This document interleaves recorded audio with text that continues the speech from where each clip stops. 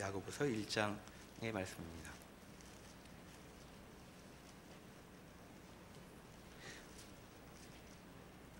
누구든지 스스로 경건하다 생각하며 자기 혀를 제갈 물리지 아니하고 자기 마음을 속이면 이 사람의 경건은 헛것이라. 하나님 아버지 앞에서 정결하고 더러움이 없는 경건은 곧 고아와 과부를 그 환난 중에 돌보고 또 자기를 지켜 세속에 물들지 아니하는 그것이니라. 아멘. 오늘 본문이 우리에게 이야기하고 있는 주제는 20절, 26절, 27절에 보시면 경건이라고 되어 있습니다.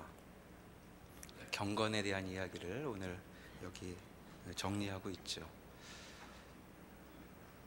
우리는 얼마나 이런 주제에 관심이 있을까요?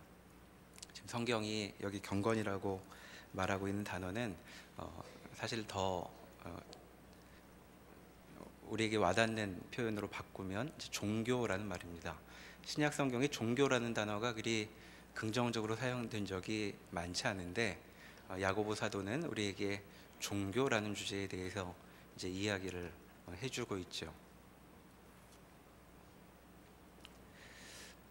우리가 종교에 대한 얘기를 왜 들어야 하나? 내 인생에 다른 문제도 많은데 굳이 얘기를 들어야 할까 하고 생각할 수 있습니다. 본문만이 아니라 성경이 우리에게 들려주는 얘기는 금방 우리에게 다가오지 않은 경우가 많죠. 그래서 우리는 성경을 읽어야 한다고 느끼면서도 내 문제, 내가 갖고 있는 생각에 가까운 그런 내용을 읽고 싶어서 때로는 주제별로 모아져 있는 색인을 찾아서 위로가 필요할 때는 위로에 상관 있는 성경 구절, 또 용기가 필요할 때는 용기를 가르치는 구절, 뭐 이런 것들을 찾기도 합니다. 그런데 그런 식의 태도가 성경을 읽어가는 좋은 자세는 아닐 것 같습니다. 왜냐하면 성경은 지금 우리의 마음의 어떤 빈 공간을 채워주겠다고 우리에게 말을 걸고 있는 것이 아니라 사람이 누구인지, 하나님께서 사람을 지으신 뜻은 무엇인지를 알려주며 우리에게 이제부터 가르쳐주는 이러한 주제들이 너희 인생에 참으로 중요한 것이다 라고 말을 하고 있기 때문이죠. 그러니까 오늘 본문을 보면서도 경건이라는 것, 이것이 성경이 우리에게 중요한 가치가 있는 것이라고 가르치는 것이로구나 하고 귀를 기울여야 할 것입니다. 우리에게 체실감이 나지 않을지라도 성경이 가르치는 것이라면 우리 인생에 중요한 것, 꼭 들어두어야 하는 것이라고 생각을 하고 이제 성경을 읽어가기 시작해야 우리가 성경을 대하는 바른 태도를 갖고 있다고 하겠죠.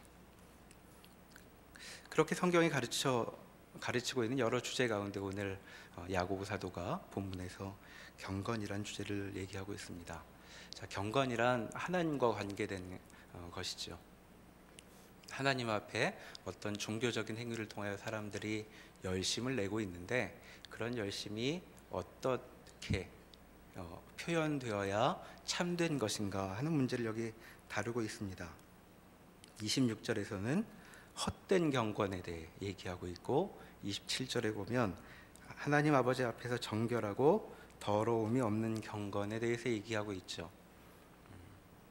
그러니까 앞쪽에서는 경건에 대해서 소극적인 방식으로, 뒤에서는 적극적인 방식으로 표현하는 것이라고 얘기할 수 있겠습니다. 어떤 경건이, 어떤 것이 하나님 앞에 우리의 올바른 태도, 주님과 더불어 살아가는데 중요한 항목이라고 이야기하고 있는지 본문이 가르쳐주고 있죠. 세 가지를 이야기하고 있습니다. 한번 찾아보실까요? 첫 번째는 26절에 있는 자기를 경건하다 생각하며 자기 혀를 제갈 물리지 아니하고 자기 마음을 속이면 헛된 경건이라고 얘기합니다. 달리 얘기하면 참된 경건이란 자기 혀를 제갈 물리면서 자기를 속이지 않는 것, 그것이 첫 번째 것이죠. 두 번째는 27절에 고아와 과부를 그 환난 중에 돌보는 것이라고 되어 있습니다. 세 번째는 자기를 지켜 세속에 물들지 아니하는 것, 즉 그것을 경건의 세 가지 지표로 얘기하고 있죠. 경건하다고 할 때는 이 세 가지를 통하여 우리가 알 수 있겠다라고 얘기합니다.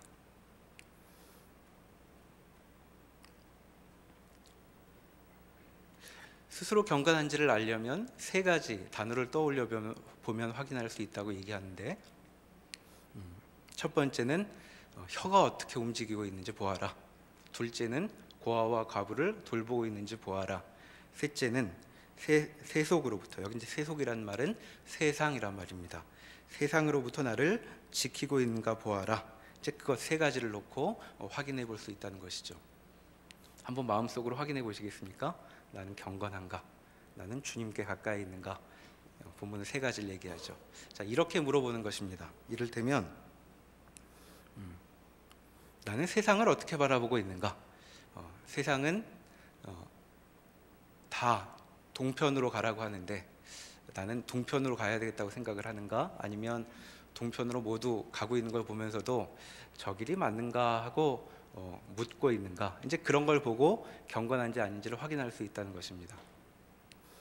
이상스럽게도 세상과 신자에 대해서 같은 방향에 있지 않고 서로 다른 방향에 있다고 이야기하고 있죠.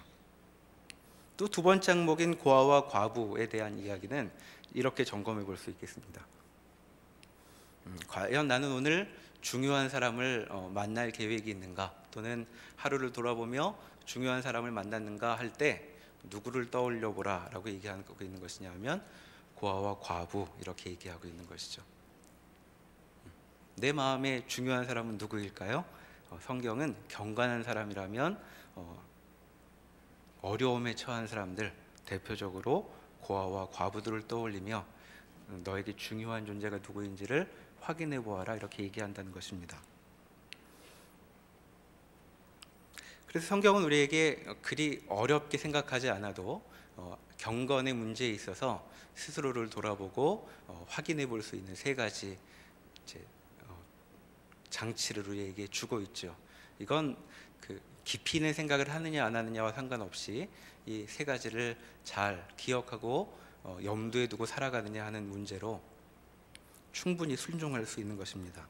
우리가 이제 성경을 읽어갈 때 성경의 이제 심오한 깊이 내용들을 궁금히 여기다 보면 눈에 보이게 분명하게 드러나 있는 부분들을 금방 기억하지 못하고 넘어갈 때가 많이 있습니다.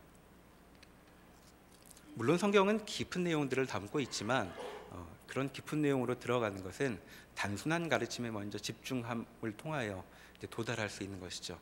그러니까 우리가 참으로 경건의 문제에 관심이 있다면 이제 더 깊은 내용으로 성경이 우리에게 소개해주기 전에 여기 있는 것처럼 단순하게 우리에게 이야기하고 있는 것들을 염두에 두어야 할 것입니다. 내 혀는 어떻게 움직이고 있는가? 나는 고아와 과부들을 돌보고 있는가? 그리고 나는 세상에 대해 어떻게 생각하고 있는가?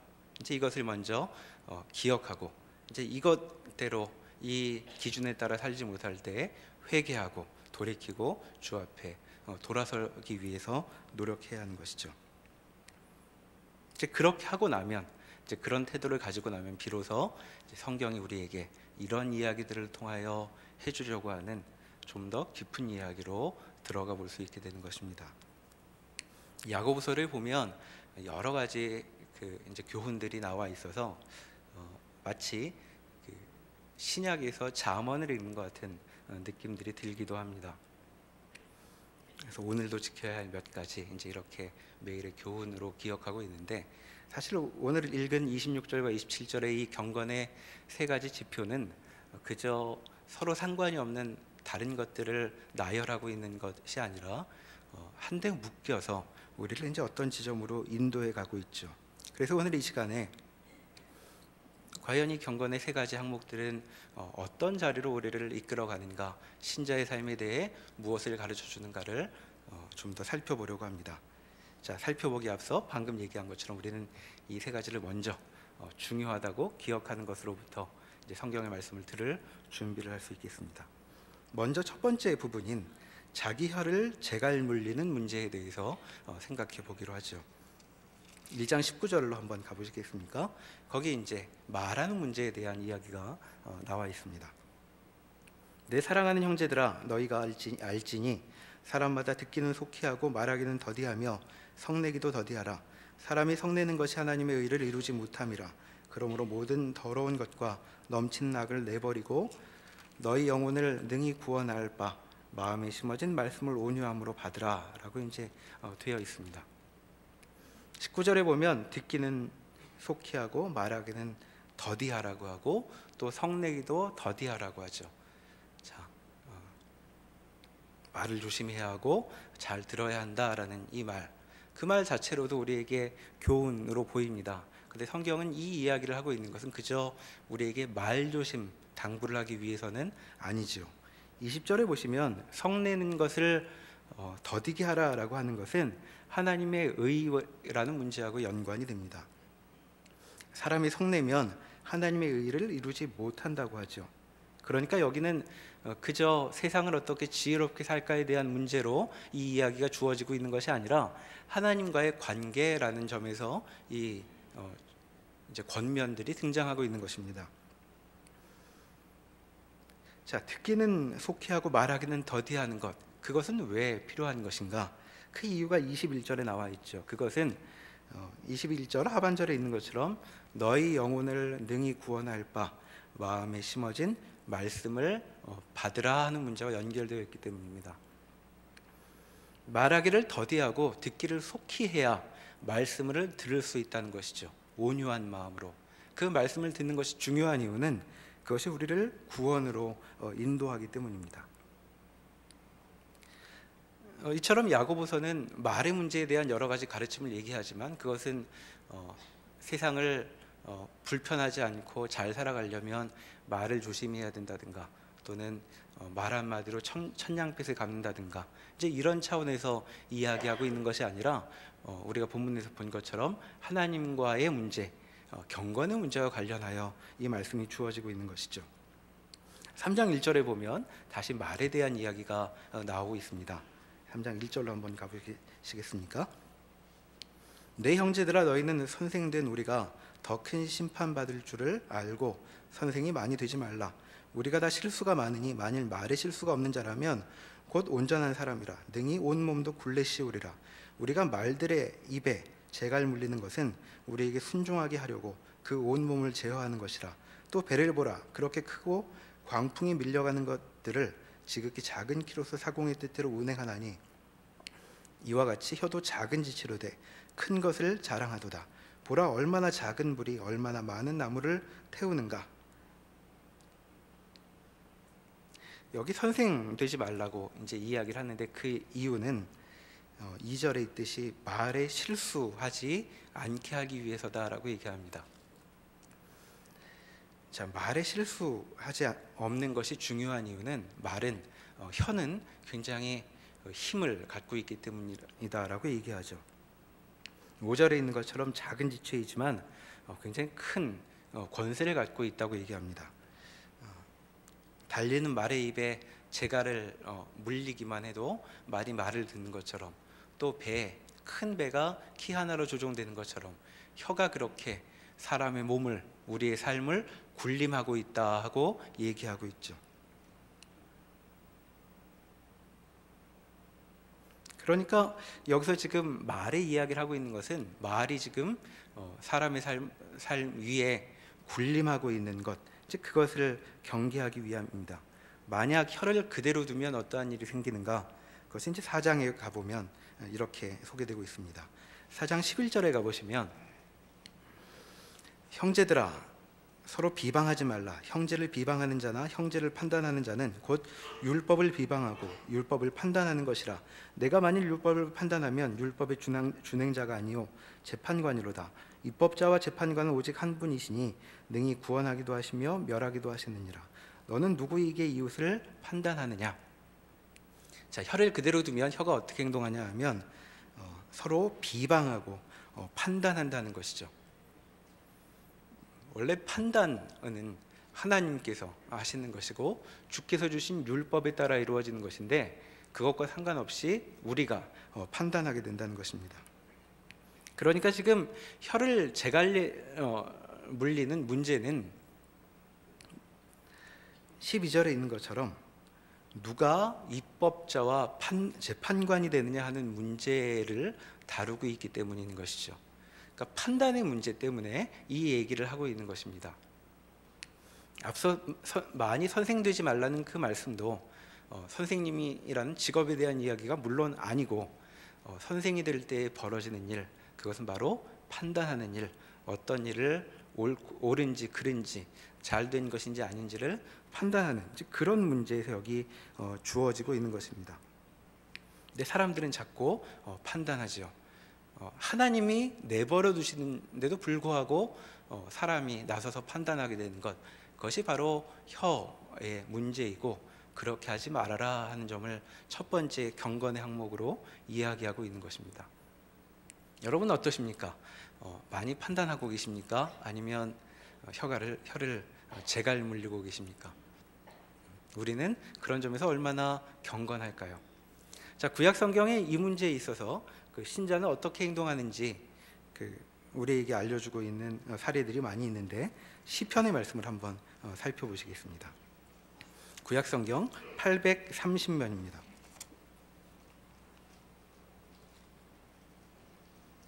시편 38편.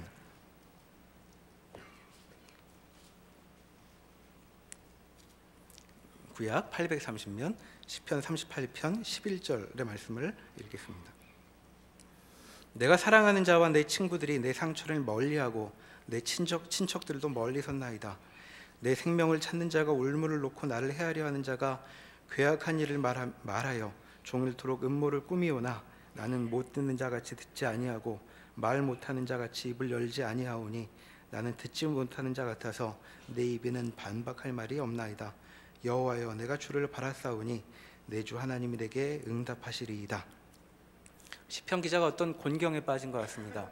아무도 자신에게 위로자가 되어주지 않고 우호적이지 않죠. 친척들도 멀리 하였다고 얘기하고 자기 가까이 있는 자들이라고는 12절에 있듯 올무를 놓고 나를 해하려는 자뿐이라고 얘기합니다. 자, 그런 상황에서 지금 기도를 하면서 하나님 앞에 이렇게 각오하죠. 13절과 14절은 지금 의지적으로 하고 있는 내용을 얘기하고 있는 것입니다. 나는 못 듣는 자같이 듣지 않을 것입니다. 나는 말 못하는 자같이 입을 열지 아니할 것입니다. 나는 지금 주님 앞에 반박하지 않을 것입니다. 다만 내가 지금 주님 앞에 내 문제를 놓고 신음하겠습니다 라고 이야기하고 있죠. 이런 곤경에 빠지면 여러 가지 이제 판단할 일이 생기겠죠. 내 주위 사람들에 대한 판단, 또 나는 왜 이를 겪게 되는지에 대한 온갖 판단들이 우리 마음을 가득 채웁니다. 분석하지요. 나는 왜 이런 일에 빠졌나? 왜 사람들은 나를 미워하나? 저 사람들은 뭐가 잘못됐나? 이제 이런 생각들이 많이 오고 갈 터인데 지금 시편 기자는 그렇게 얘기하지 않고 나는 마치 못 듣고 못 말하는 사람처럼 이 일을 경험해 갈 것입니다 하고 얘기합니다. 자, 그렇게 되면 어떻게 되는가? 39절에 보면 이제 같은 주제가 반복이 되면서 좀 더 발전되죠. 1절에 보시면 내가 말하기를 나의 행위를 조심하여 내 혀로 범죄하지 아니하리니 악인이 내 앞에 있을 때에 내가 내 입에 재갈을 먹이리라 하였도다.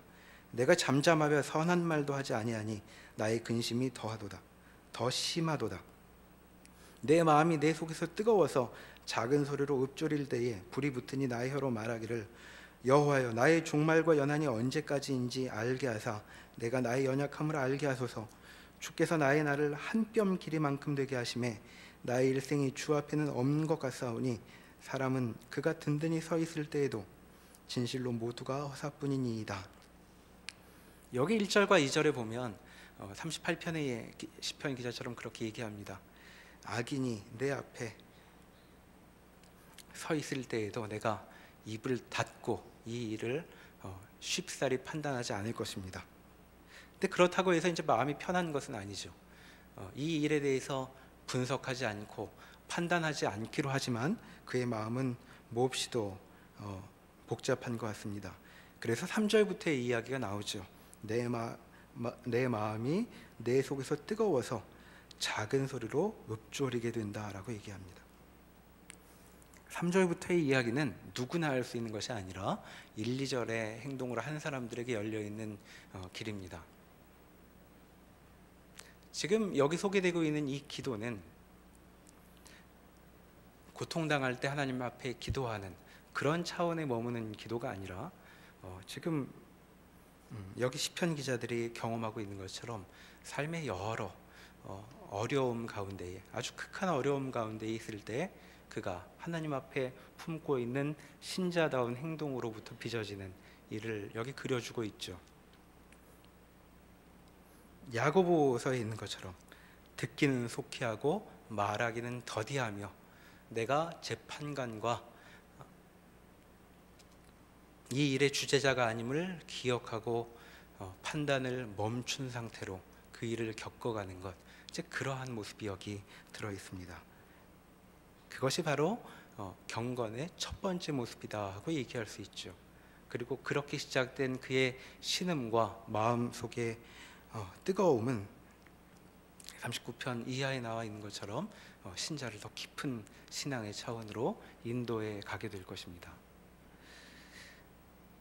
이것이 경건의 첫 번째 항목으로 야고보서가 우리에게 알려주고 있는 항목이라고 얘기할 수 있겠죠. 다시 야고보서 본문으로 이제 돌아가 보시겠습니다. 자, 그러면 이런 신자와는 달리 사람들은 어떻게 자주 판단하게 되는가? 우리가 경건하지 않게 자꾸 모든 문제에 대해서 판단하며 결정하려고 하는 태도는 도대체 무엇으로부터 온 것인가 하는 문제를 생각해 보면 오늘 본문의 세 번째 권면, 세속으로부터 자기를 지키는 것과 관련된 문제로 우리가 이제 접어들게 됩니다. 야고보서 4장 13절로 한번 가보시죠. 신약 374면입니다. 야고보서 4장 13절.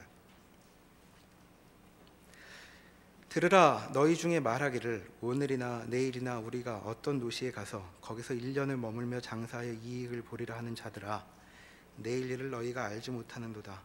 너희 생명이 무엇이냐? 너희는 잠깐 보이다가 없어지는 안개니라. 너희가 도리어 말하기를 주의 뜻이면 우리가 살기도 하고 이것이나 저것을 하리라 할 것이거늘 이제도 너희가 허탄한 자랑을 하니 그러한 자랑은 다 악한 것이라. 그러므로 사람이 선을 행할 줄 알고도 행하지 아니하면 죄인이라 고 되어 있습니다. 여기 지금 세상과 신자에 대한 대조가 이루어져 있죠. 자, 신자가 아닌 사람들은 이렇게 행동합니다. 16절. 허탄한 자랑으로 살아가는 사람들이죠. 자, 허탄한 자랑은 13절에 있는 것처럼 이렇게 생각하는 것입니다. 우리가 어떤 도시에 가서 1년을 머물며 장사하여 이익을 내자, 이렇게 계획을 하죠. 자, 이 계획을 한다는 것은 지금 허탄한 자랑과 연관이 됩니다. 그러니까 여기서 말하는 자랑이란 잘난 척을 하는 것이 아니라 인생을 이런 방식으로 꾸며가는 것을 얘기하죠. 마치 생명이 자기에게 주어져 있는 것처럼, 모든 삶의 문제가 자기의 뜻대로 결정되는 것처럼 그렇게 계획하는 것, 그것이 이제 허탄한 자랑입니다. 그럼 그것과 달리 신자는 어떠한가? 15절에 나와 있죠. 너희가 도리어 말하기를, 너희는 이제 하나님의 백성들인 신자입니다. 너희는 이렇게 말하여야 옳을 것이다. 주의 뜻이면 우리가 살기도 하고 이것이나 저것을 하리라. 주의 뜻이라면 나는 그의 처분에 따라 이런 일도 할 수 있고 저런 일도 할 수 있고 이런 형편에도 처할 수 있고 저런 형편에도 처할 수 있을 것이다 하고 살아야 될 터인데, 너희는 세상에 물들어 허탄한 자랑으로 너희의 인생을 보내고 있다 하고 얘기하고 있죠. 자, 이처럼 세상과 신자는 다른 식으로 살아갑니다. 신자는 주의 뜻이면 주의 뜻을 중요하게 여기며 산다면 세상은 주의 뜻이 아니라 다른 것으로 인생을 모색하죠. 자, 그렇게 해서 벌어지는 중대한 차이가 14절에 나와 있는 주제가 됩니다. 내일 일에 대한 태도가 달라지는 것이죠. 자, 내일이란 어떠한 것이냐 하면 잠깐 보이다가 없어지는 안개 같은 너희가 맞거나 또는 맞지 못하거나 하는 그러한 나날이다. 안개가 내일이 어떠할지를 결정할 수는 없겠죠. 자, 너희가 서 있는 곳이 어디인가 기억해 보아라.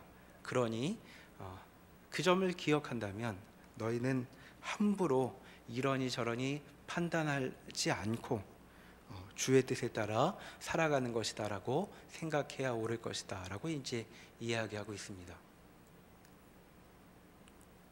자, 그래서 신자는 그 점을 알고 있는 세상과는 달리 그러한 점을 알고 있는 신자는 17절처럼 행동하죠. 사람이 선을 행할 줄 알고도 행하지 아니하면 죄니라.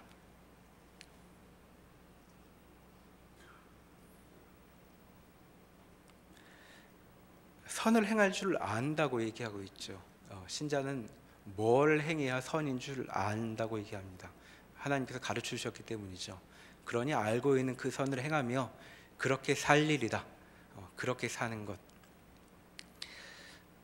자, 그러면 어떻게 살아야 할까요? 그것이 두 번째 교훈, 고아와 과부를 그 환난 중에 돌보는 것에 대한 문제로 이제 연결되고 있는 것입니다.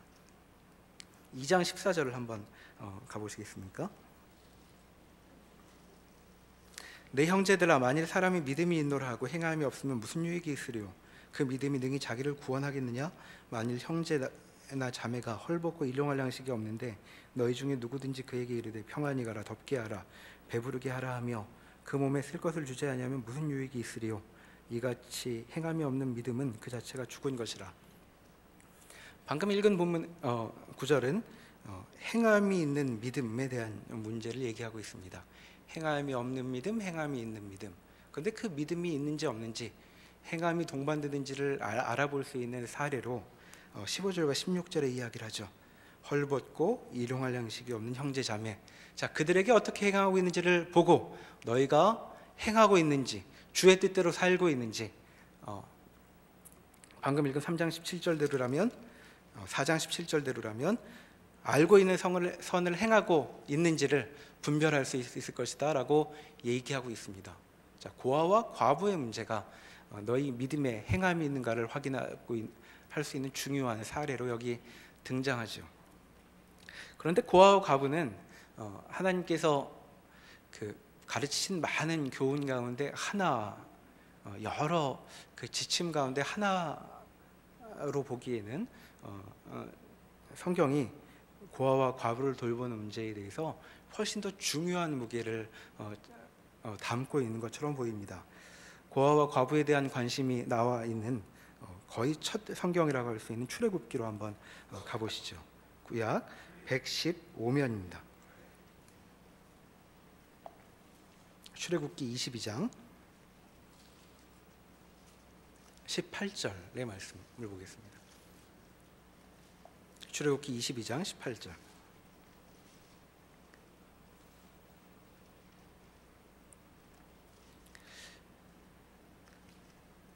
출애굽기에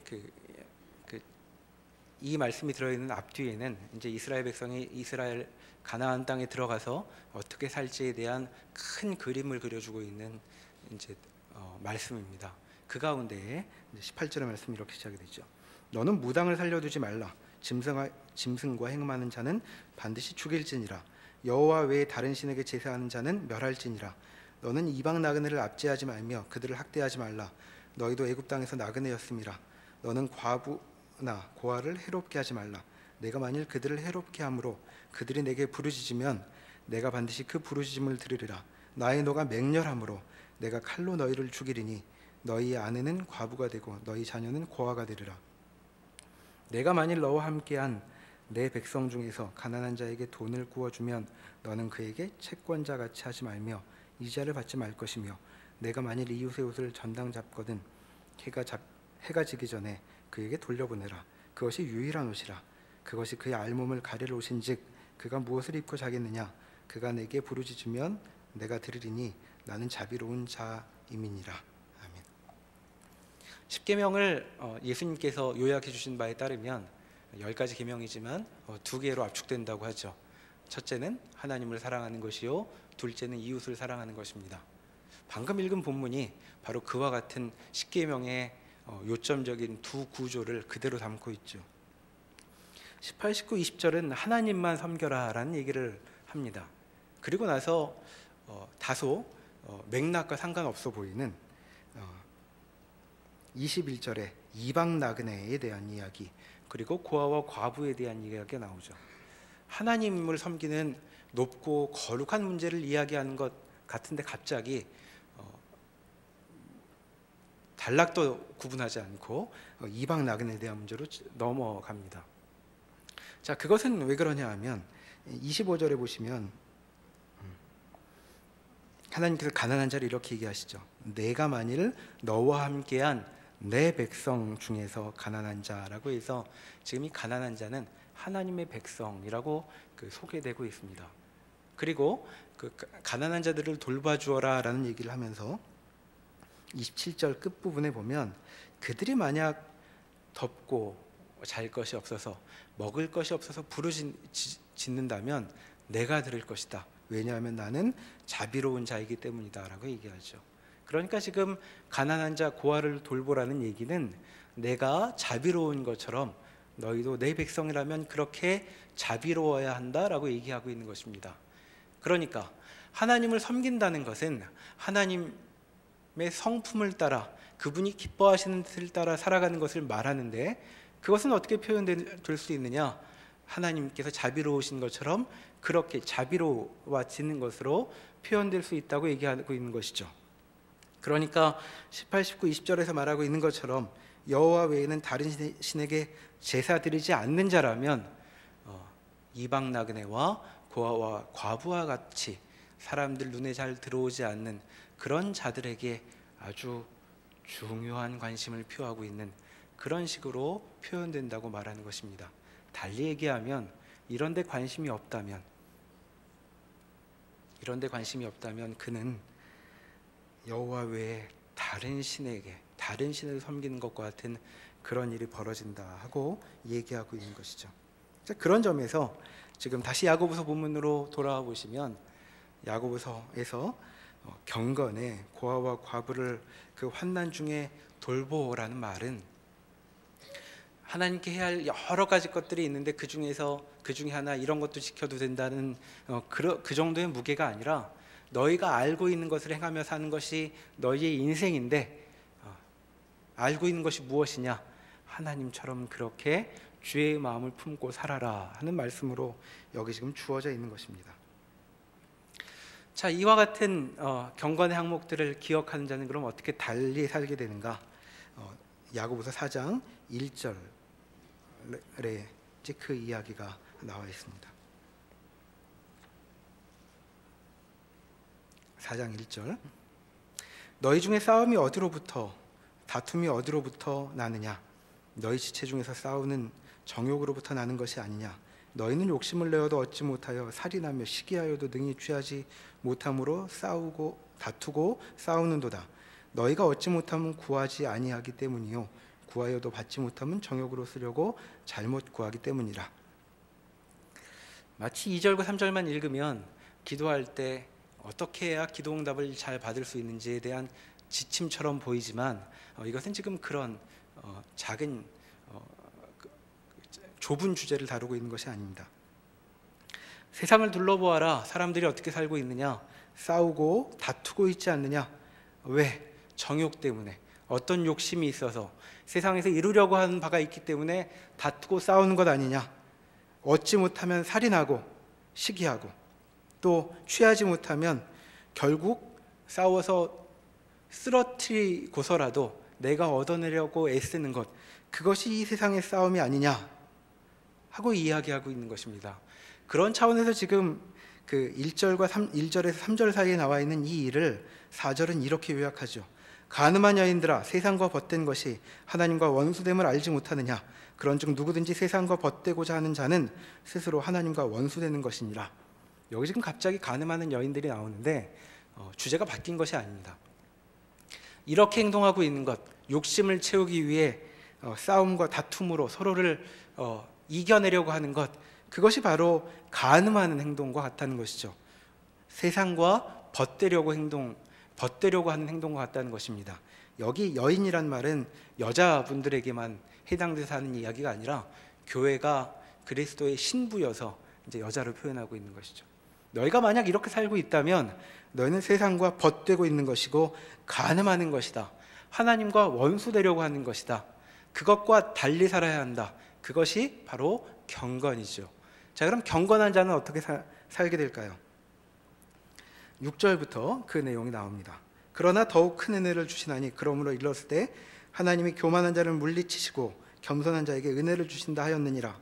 그런즉 너희는 하나님께 복종할지어다. 마귀를 대적하라.